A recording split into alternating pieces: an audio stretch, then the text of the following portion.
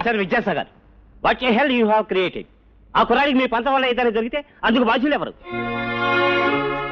సమ్మె చేయటం స్టూడెంట్స్ హక్కు, దానికి తల వంచడం మన బాధ్యత. దానికి కాదంటానికి మీరెవరు? బాధ్యత కలిగిన ఓ లెక్చరర్ని. అంటే మేం బాధ్యత లేని వాడమనా? లేదు కాబట్టి అంత గొడవ జరుగుతున్నా మీరు గదిలో నుండి బయటికి రాలేదు. విద్యాసాగర్, కనీసం గొడవలు ఏమైనా జరుగుతాయేమోనని పోలీసులు కూడా పిలిపించలేదు.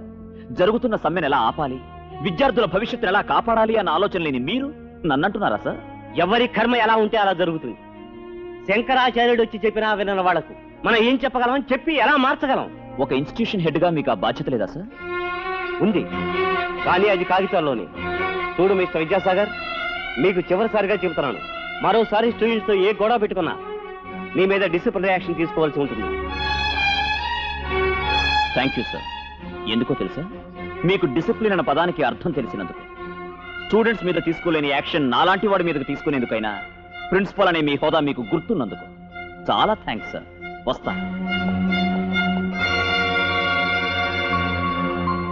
చిన్న సలహా,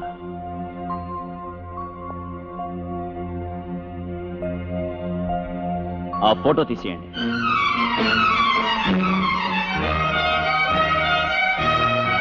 అయ్యా, ఈ సిటీలో ఇంతమంది ప్రజానాయకులున్నారు, కానీ ఏ ఒక్కరూ ఈ సమ్మెను ఆపడానికి ప్రయత్నించరే? భలేదానివి, అసలు ఈ సమ్మెలకు పునాదులు వాళ్లే. స్ట్రైక్ అంత అవసరం అన్నయ్య? స్టూడెంట్ స్ట్రైక్ కి అవసరంతో పనిలేదమ్మా.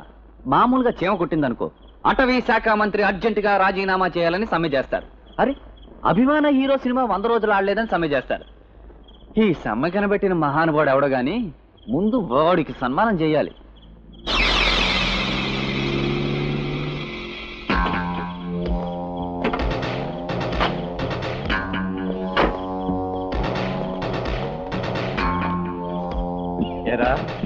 నువ్వేదో పెద్ద హీరోలా ఒంటరిగా క్లాస్ రూమ్ లోకి వెళ్తావా? నాకు చదువు అవసరం. అంటే మేమంతా బేవర్సగలమనే? అది మీకు తెలియాలి. అన్నయ్య, ఎందుకు వచ్చిన గొడవ? పోదాం పద. ఆగవే, ఆగు. విద్యార్థుల ఐక్యతను దెబ్బ కొట్టిన మీ అన్నకు తగిన సమాధానం ఏమిటో తెలుసా? ఇది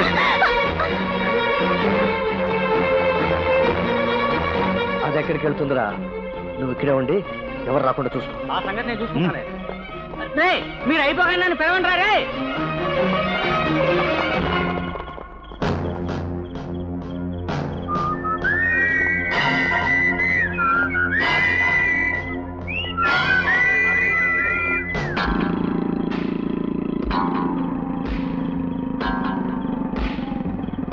కప్పకాళ్ళ వెధవ ఇక్కడ తగలడ్డాడేంటి? మనల్ని చూసి కంగారు పడుతున్నాడు. అవనండి వెధవని, మనకెందుకు వచ్చిన గొడవ? పోదాం పదండి. లేదు మిస్టర్, నాకేదో అనుమానంగా ఉంది. ఒకసారి దిగండి.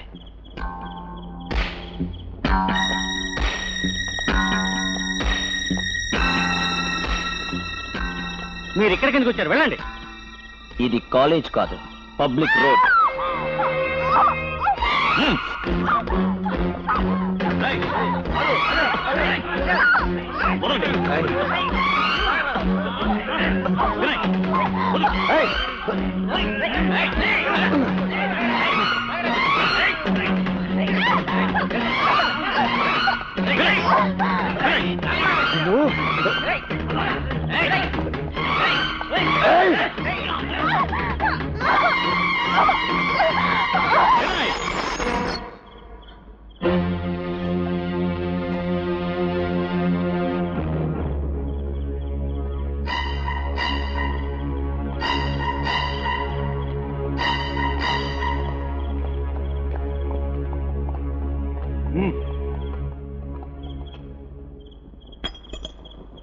అయ్యో, రక్తం.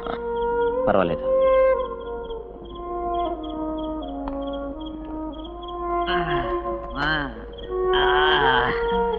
విద్యాసాగర్, ఇక లాభం లేదయ్యా. ఫైటింగులు కూడా వస్తే తప్ప లెక్చరర్ ఉద్యోగాలు ఇవ్వమని రూల్ పెట్టేయాల్సిందే.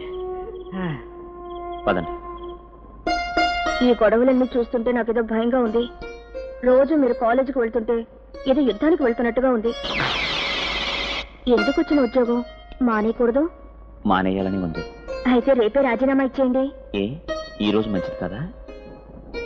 తమాషా చేస్తున్నారా? లేకపోతే ఏమిటి రేఖ, నాకు ఇప్పుడు ఏమైందని? రేపు మీకేమైనా జరిగితే?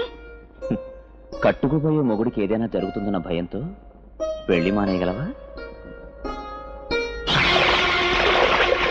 చూడు రేఖ, నేను ఉద్యోగం చేస్తున్నది వినయ్ లాంటి స్టూడెంట్స్ కోసం కాదు, రాంబాబు లాంటి వాళ్ళ కోసం. ఇల్లు తగలబడుతుందని దీపం వెలిగించకుండా చీకట్లో కూర్చునే జీవితం నాకు అక్కర్లేదు.